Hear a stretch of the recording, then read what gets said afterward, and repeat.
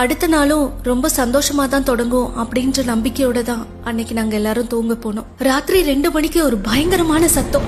என்னன்னு எழுந்து கண்ணு திறந்து பார்க்கும்போது எங்க வீடை சுத்தி தண்ணி சூழ்ந்திருந்தது. திரும்பி என் குடும்பத்தை பார்க்கும்போது யாருமே இல்ல.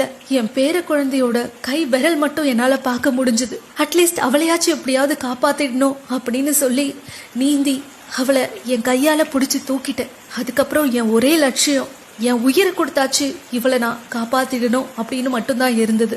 கண்ணு கெட்டுற தூரம் வரைக்கும் ஃபுல்லா இருட்டு. அந்த இருட்டுலயும் எப்படியோ நீந்தி தப்பிக்க முயற்சி பண்ண ஆரம்பிச்சோம். நாங்க போயிட்டு இருக்கும்போது ஒரு 2 மாடி கட்டிடம் இடிஞ்சு தரமட்டமா உள்ள போய்கிட்டு இருக்கு. நாங்க தப்பிச்சு ஓடி ஒரு காட்டுக்குள்ள போயிட்டோம்.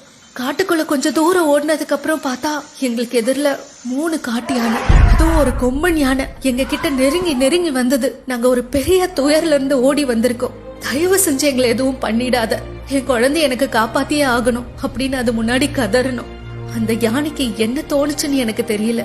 அது கண்ணீர் விட தொடங்குச்சு. அதுக்கப்புறமா ஓடுறதுக்கு சக்தி இல்லாம நாங்க அங்கேயே மயங்கிட்டோம். காலையில சூரிய வெளிச்சம் வரும்போதுதான் நாங்க கண்ணை திறந்து பாக்குறோம். அந்த 3 யானையும் எங்களுக்கு காவலா அதே இடத்துல இருந்தது. மீட்பு குழுவினர் வந்து எங்களை கூட்டிட்டு போகும்போதுதான் அந்த யானை அந்த இடத்தை விட்டு போச்சு. இயற்கையே கண்ணீர் விட்ட நாள் தான் நிச்சயமா அது. Stand with Wayanad.